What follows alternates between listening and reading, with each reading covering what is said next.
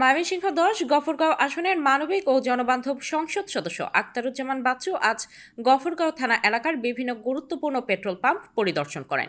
পরিদর্শনকালে তিনি পাম্প মালিক ও সংশ্লিষ্টদের সঙ্গে কথা বলেন এবং জ্বালানি সরবরাহের সার্বিক পরিস্থিতির খোঁজ নেন।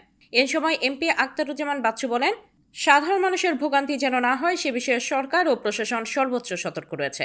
তার উপস্থিতিতে দেখা যায় পেট্রোল পাম্পগুলোতে শান্তিপূর্ণভাবে সকল শ্রেণীর গ্রাহককে তেল সরবরাহ করা হচ্ছে এবং কোনো ধরনের বিশৃঙ্খলা সৃষ্টি হয়নি। লোকজন হয়তো তেল পাইতেছে, কিন্তু লাইন তো চলে গেছে অনেক দূরে। তো এখন এই লাইনটা একবারে শেষ না হইলে আপনাদের কষ্ট শেষ হবে না, তাই না? তাহলে আমরা সবাই মিলে একটু সহযোগিতা করি, আর হলে আমি একটু চেষ্টা করি, দেখি কতদিন কি করতে পারি।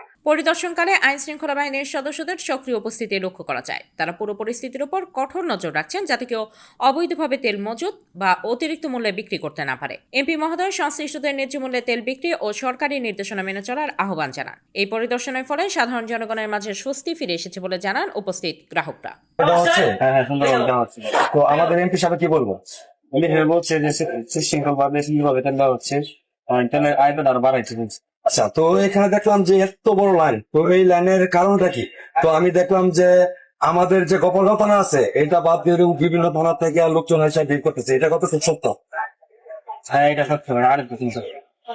তো আসলে আমি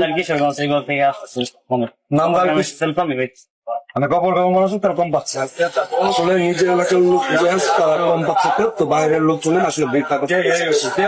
অনেক বড় লাইন, তো এখানে দেখা যাচ্ছে আমাদের গফরগাঁও থানার লোক খুবই কম এবং বাইরের গাড়িগুলো বেশি। তো এখানে কি বাইরের গাড়ি কেউ উত্তর দেওয়া হচ্ছে? যাচ্ছে কোন জায়গায় যাত্রা বইতে তেল লাগছে, আসছে ওরা বললে ওরা যদি থাকে দিচ্ছে। তো দর্শক, গফরগাঁও এর এই রাস্তায় বিপদে পড়ে, তো আমাদের যে গফরগাঁও হাটুরিয়া তেল পাম্প আছে, তেল পাম্প থেকে তেল দেওয়া হয়। তো এত সংকটের ভিতরেও আমাদের তেল সবসময় চালু যাচ্ছে।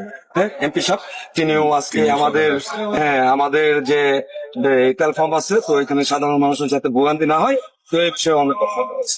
তথ্য প্রতিবেদন নাইম ইসলাম, গফরগাঁও প্রতিনিধি।